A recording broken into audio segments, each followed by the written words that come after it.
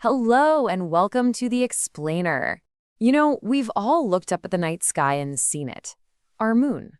But have you ever stopped to really wonder why it looks different every single time you see it? Today we're going to dive deep into that question.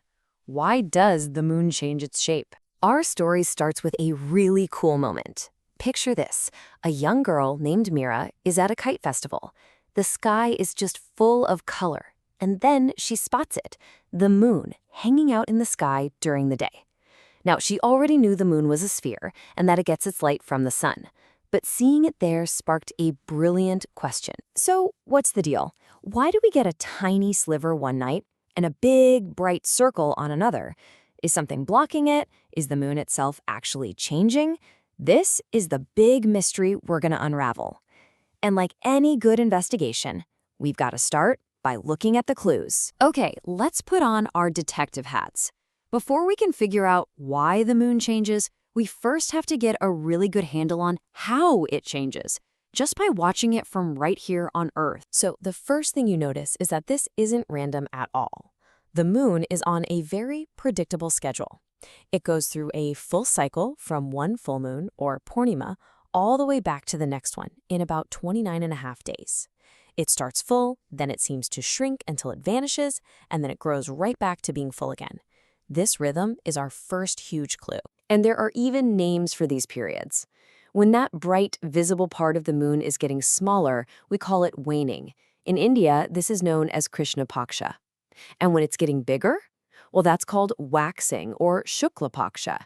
So it's a very organized process, a retreat and then an advance of sunlight across its face. And what we're actually seeing has an official name: the phases of the moon.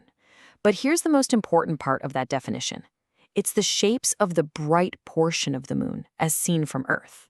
This is a hint that the moon itself isn't what's changing, something else is. Okay, so we've seen the pattern from our backyard. Now for the main event. To really solve this mystery, we have to change our point of view. We need to zoom out, way out into space, and see the whole dance between the sun, the Earth, and the moon. And here it is. This is the absolute core of it. The moon, our moon, is always a sphere. It's not squishing or growing. The change that we see every night is all about our perspective. It's about our changing angle of view as the moon circles our planet. Think of it like this. The sun is like a giant spotlight in space.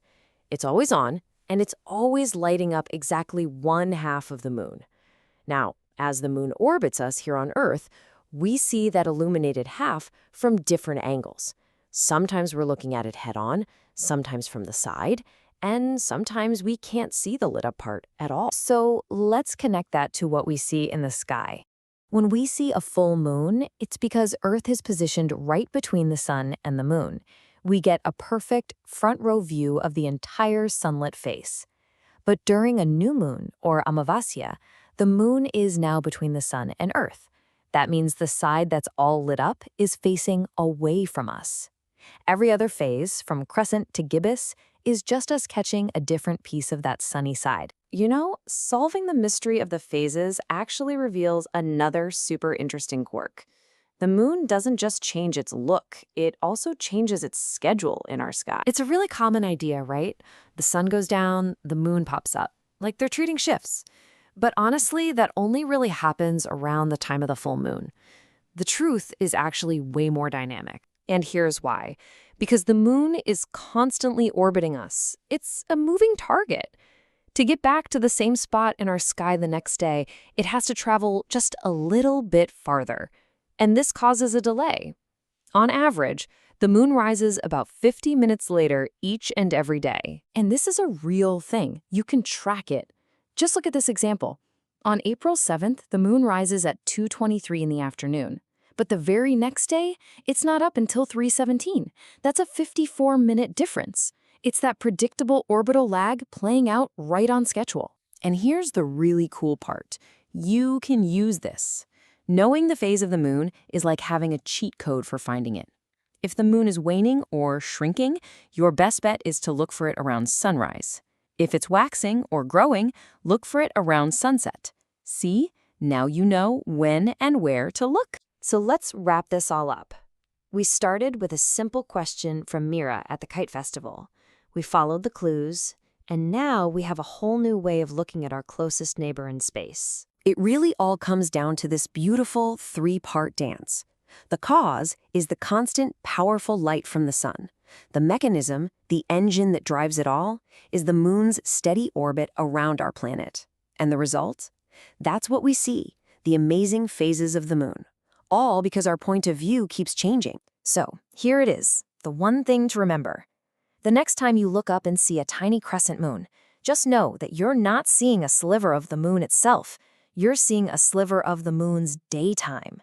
The whole giant sphere is still there, solid as ever, just waiting for its journey around Earth to reveal more of its sunny side to you. And that just leaves us with a final thought to play with.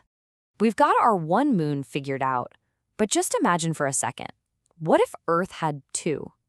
What kind of patterns would we see in the sky then? How would their phases dance with each other? It's a pretty wild thing to think about the next time you're looking up at the night sky.